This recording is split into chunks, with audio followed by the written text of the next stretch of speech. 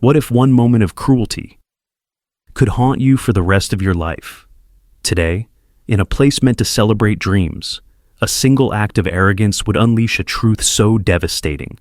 It would leave scars on everyone who witnessed it. You think you know what failure looks like? You think you can tell who matters and who doesn't. But after today, Amon, you will never trust your eyes again. Don't blink. Don't look away.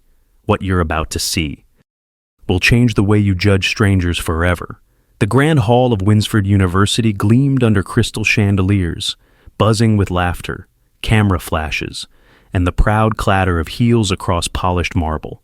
Amidst a sea of blue gowns and shimmering honor cords, a young woman slipped quietly through the side entrance, Elena Rowe, wearing a plain white blouse, faded black slacks, and scuffed beige shoes, clutched an old leather satchel to her chest. Her eyes shone with quiet excitement. Today was supposed to be the culmination of 6 years of sacrifices. Today was her graduation. But the moment she crossed the threshold, she felt it. Oh, a wave of disdain slicing through the air. "Excuse me, ma'am." A volunteer in a pristine blazer stepped forward, blocking her path. "Family members need to use the main entrance." Elena smiled politely. "I'm a graduate." The volunteer hesitated, scanning her from head to toe. Graduates are wearing their gowns. Across the lobby, a group of impeccably dressed girls burst into muffled giggles. One of them snapped a selfie, stage, whispering, "Maybe she's here for free food from the reception." Elena straightened her shoulders. "I have an invitation. My name is on the list." But her words seemed to vanish into thin air. A stern-faced security guard noticed the commotion and approached. "Ma'am, this area is for students only. Please step outside." The words echoed off the marble walls like a slap, frozen in the center of the lobby. Elena's cheeks burned. Phones were already raised. A student in designer sunglasses muttered, half into a live stream, "Some random woman trying to crash our graduation. Y'all, somebody get her an Uber."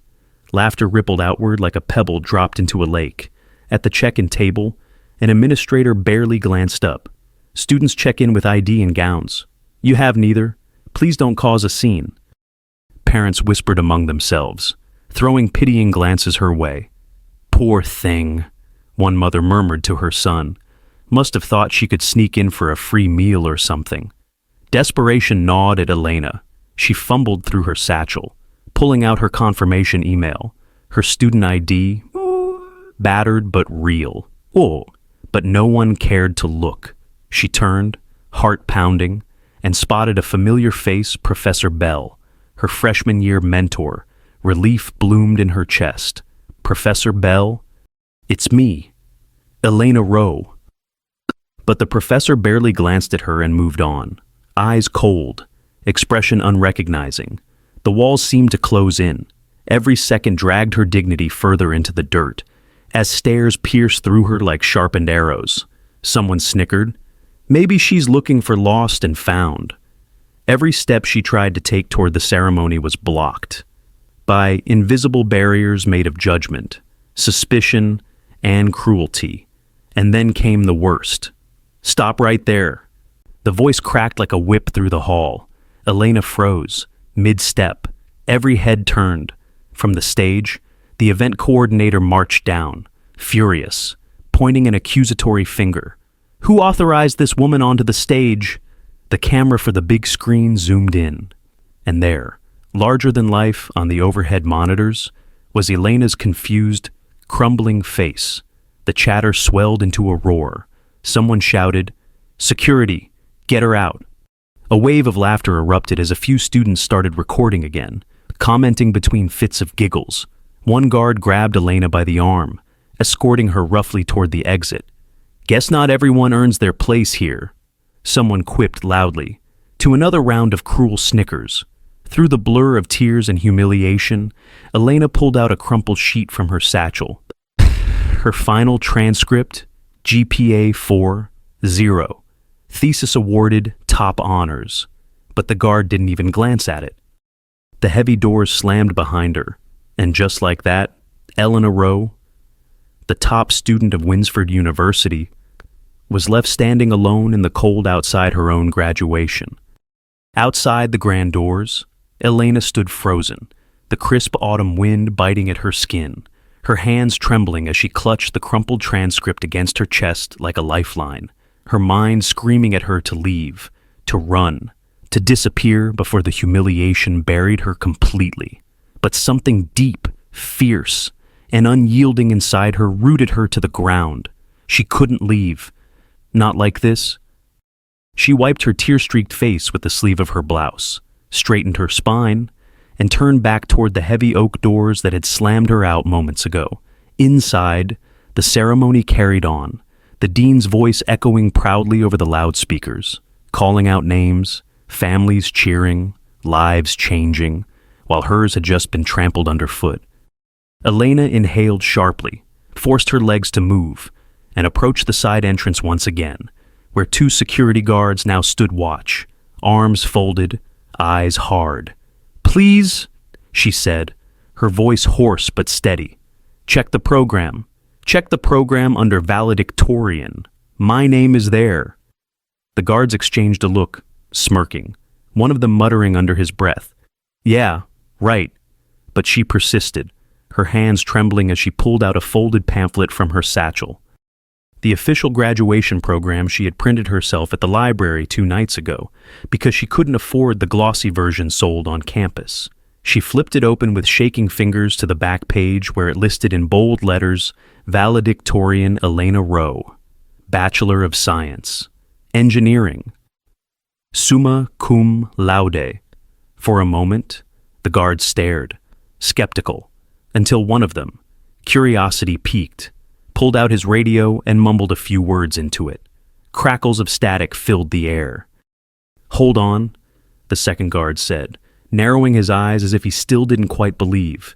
Minutes dragged by like hours, every second suffocating Elena with the possibility that they'd laugh again, call it fake, toss her into the street like garbage. Then, a voice crackled back through the radio. "Urgent!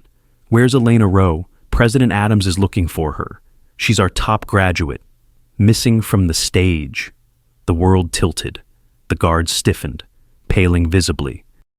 "What did you say?" One barked into the radio, glancing at Elena as if seeing her for the first time. "I repeat," came the voice, clearer now, more urgent. "Get Elena Rowe inside. Now. The president is waiting. The ceremony can't proceed without her." Without a word, the guards stepped aside, faces flushing deep red with shame, and Elena, clutching the transcript and program to her chest, walked past them, head held higher than she thought possible after everything they had just done to her. Inside, the ceremony had reached a strange, tense pause. Faculty members whispered among themselves. The dean checked his watch nervously. The audience shifted, restless, murmuring about the unexplained delay, and then a door creaked open. Heads turned, murmurs rose. Elena Rowe, the girl they had mocked, live-streamed, shoved aside, stepped quietly but steadily back into the hall she had earned the right to walk more than anyone else. Her shoes made soft taps on the marble as she moved toward the stage, every eye fixed on her, every camera swinging around to capture the moment they almost let the brightest light of their university be extinguished without even noticing. As Elena made her way down the central aisle, the crowd parted like a tide, whispers swirling around her like a gathering storm, some people craning their necks to see her, others averting their eyes in sudden shame. And just as she reached the bottom steps leading to the stage, the university president himself, a distinguished man in a navy blue robe and gold chain of office, hurried toward her, his face a mask of both worry and relief. "Miss Rowe," he said, his voice carrying over the stunned silence, "we are deeply sorry for the confusion. Please, come forward. Everyone has been waiting for you." Elena blinked, barely able to process the surreal sight of the president himself taking her by the hand, guiding her up the steps with a deference usually reserved for royalty. At the podium, the dean adjusted the microphone, clearing his throat awkwardly. "Ladies and gentlemen," he announced, "it is my great honor to introduce our valedictorian, the highest academic achiever of the class of Winsford University. Miss Elena Rowe. A murmur rippled through the hall, a collective intake of breath. As Elena stepped to the center of the stage, her modest clothes illuminated under the stage lights, a stark contrast to the designer dresses and tailored suits around her. And yet, somehow she shone brighter than all of them. Cameras flashed furiously, and reporters in the press section leaned forward with renewed interest. President Adams didn't step away. Instead, he remained beside her, turning to the audience with a somber expression.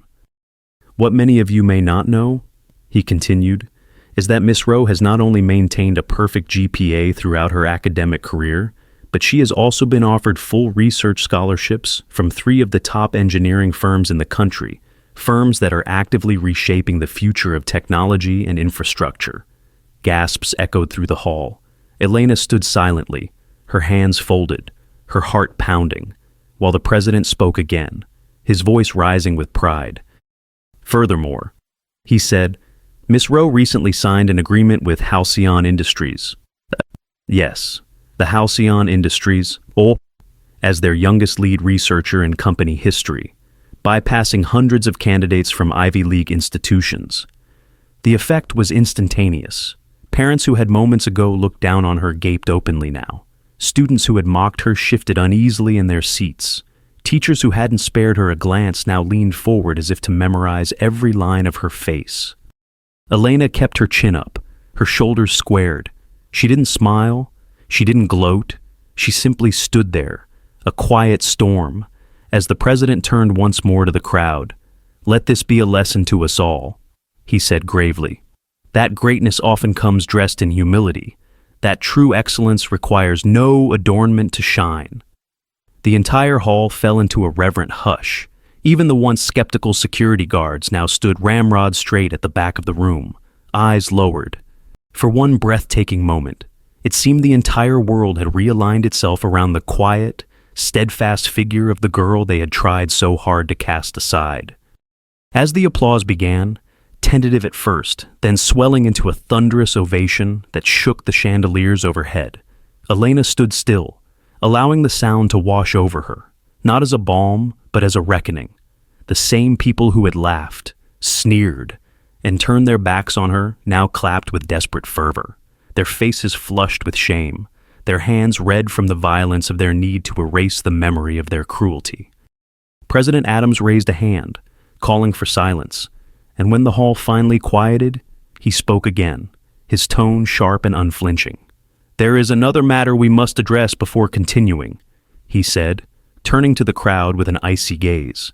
"It has come to my attention that Miss Rowe was forcibly removed from this hall by staff members and volunteers who failed in their basic duty to uphold the dignity of every student here today. That is unacceptable." A ripple of unease spread through the crowd. The security guards who had manhandled Elena earlier visibly stiffened, beads of sweat glistening on their brows under the unforgiving lights.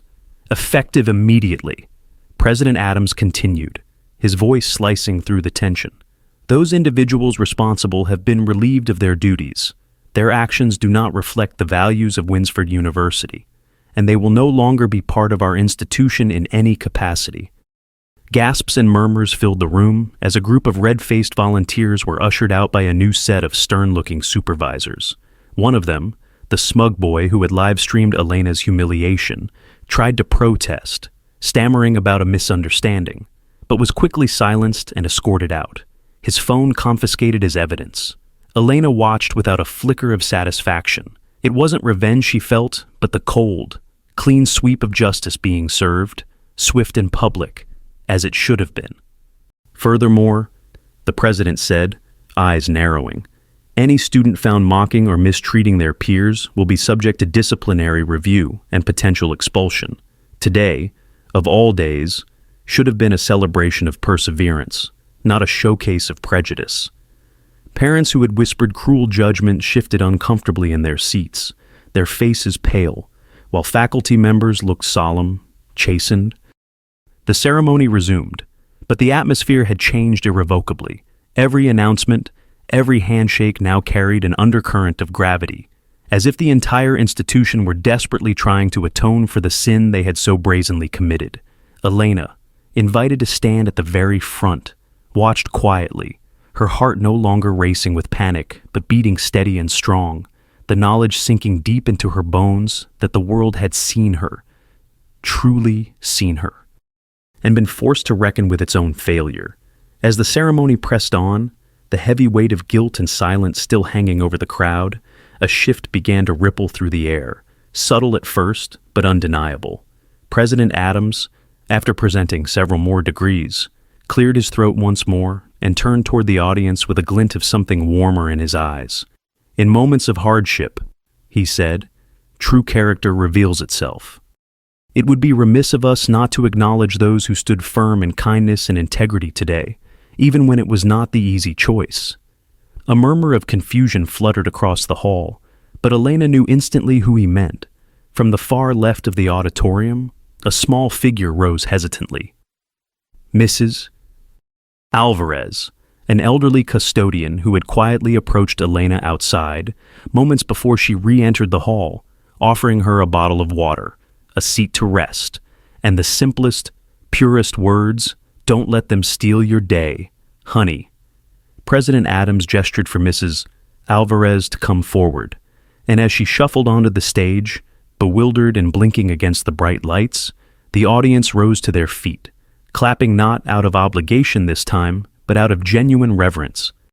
For her compassion, Adams announced, Winsford University awards Mrs.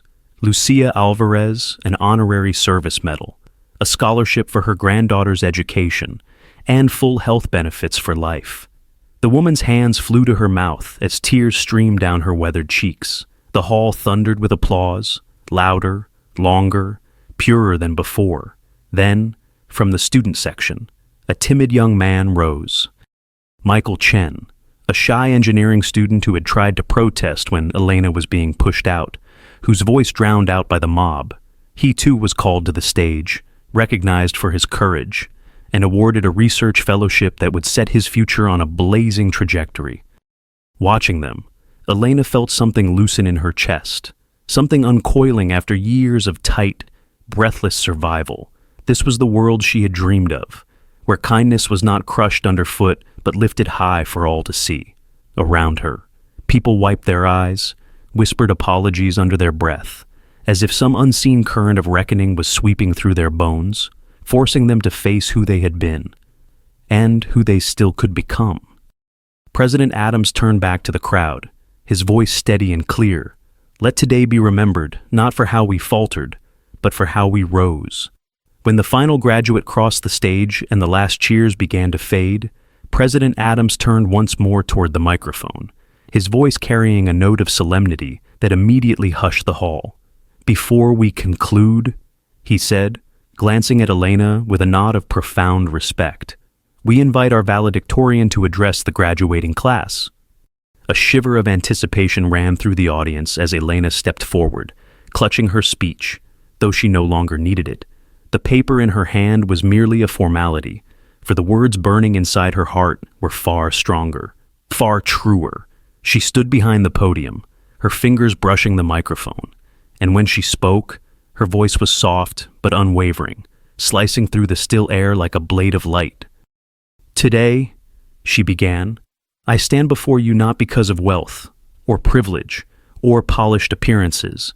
I stand here because of perseverance, sacrifice, and belief, not in how the world sees me, but in how I see myself. Murmurs rippled across the hall, parents leaned forward, students sat frozen. This gown, Elena continued, touching her simple blouse, does not define me. This stage, this title, they do not define me. Worth is not measured by the price tag on your clothes or the brand on your shoes. It is measured by the battles you fight in silence, the nights you stay awake, chasing dreams no one believes you deserve. Her voice grew stronger, pulling everyone into the orbit of her truth. I work 3 jobs. I miss birthdays, holidays, and moments I can never get back because I believed in something greater. In knowledge, in potential, in the unshakable value of a human spirit that refuses to be broken. Tears glistened in many eyes now, raw and unhidden. When I walked into this hall today, she said, her voice steady as stone. "I was judged, mocked, dismissed, but I want you to know, every time someone underestimates you, every time they laugh or look away, success, it is not a reflection of your worth, it is a reflection of their blindness." A shudder ran through the audience like a living thing, a ripple of shame, awakening, and admiration. Elena drew a deep breath, the final words burning into the walls of the hall itself. "You owe no one proof of your greatness except yourself. Carry your dignity like armor. Lead with kindness. But never bow your head to cruelty. The world does not get to decide who you are. You do." For a long, breathless moment, there was only silence, heavy and sacred. Then, as if a dam broke, the entire hall erupted. Not just applause, but standing ovations, cheers, tears, the raw, unfiltered sound of human hearts breaking open and mending themselves anew under the weight of her words. Elena stepped back from the podium, not triumphant, not boastful, but at peace, the kind of peace that comes only when you know, finally, undeniably, that you have nothing left to prove. As the roaring applause gradually softened into a reverent hush, Elena descended the stage, her heart light, her steps unhurried, no longer chased by shame or fear, but carried forward by something deeper. A quiet, unshakable pride. The grand hall that had once felt so hostile now seemed to glow around her, transformed not by opulence or grandeur, but by the seismic shift in the hearts of those who witnessed her rise. Faculty members who had once overlooked her now reached out to shake her hand. Students who had sneered now stepped aside, their eyes wide, some even clapping their hands over their mouths in wordless apology. Elena smiled gently, accepting their gestures without bitterness, because the victory she carried could not be measured by their regrets. As she made her way through the rows of seats, a little girl in a flowered dress broke free from her mother's grasp and ran up to her, holding out a crumpled program for an autograph. Elena knelt down, her eyes softening, signing the paper with a flourish, whispering to the girl, "Always believe you're enough, just as you are." The mother wept quietly, mouthing, "Thank you," as she pulled her daughter close. At the far end of the hall, Mrs. Alvarez waited with open arms, her face beaming with tears and pride.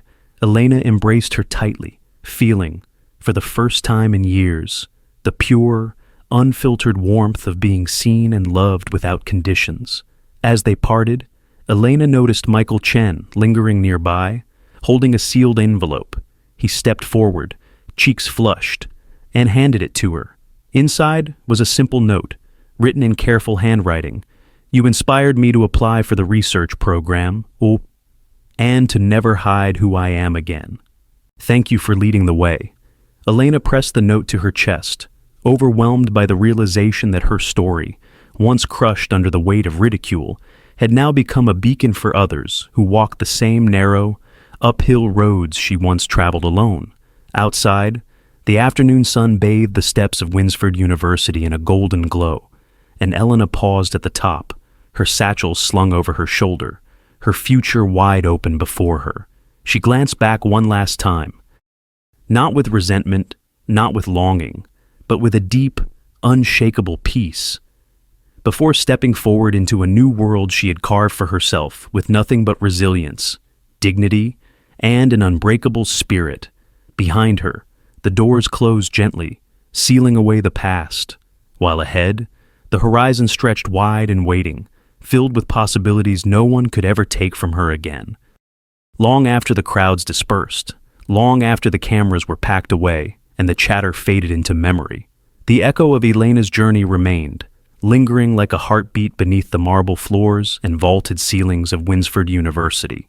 A silent reminder that greatness does not arrive adorned in silk or diamonds, but forged in the quiet battles fought unseen by the world. Her story carved itself into the minds of everyone who had witnessed it, etching a truth too powerful to ignore. Never judge a soul by the threadbare coat it wears, nor by the dust on its shoes. Judge only by the light it carries through the darkest storms. Somewhere, beyond the campus walls, 1,000 new beginnings were sparked. Students who once chased titles now chased purpose. Professors who once prized appearance now sought out untapped fire hidden in overlooked faces. Strangers who once laughed at weakness now found themselves defending dignity with fierce, unyielding hands. Elena Rowe did not set out to change the world. She simply refused to let the world change her. And in doing so, she lit a path for others to follow, a path paved not with arrogance, not with wealth, but with kindness, courage, and relentless belief. In a world obsessed with image, her story roared one final, undeniable truth. Value is not worn, it is earned, lived, and proven. Moment by moment, choice by choice, and the ones who look the smallest or often carry the greatest power of all. You saw her, you dismissed her, you erased her with a glance, and yet she carried more strength, more brilliance than every polished face that mocked her combined. Remember this feeling. The pit in your stomach, the shame curling inside your chest. Because it's real, because it's deserved. The next time you turn your back on someone who looks like nothing, know this greatness does not need your permission to exist. And one day, when you least expect it, the world will remember who you chose to see and who you chose to ignore.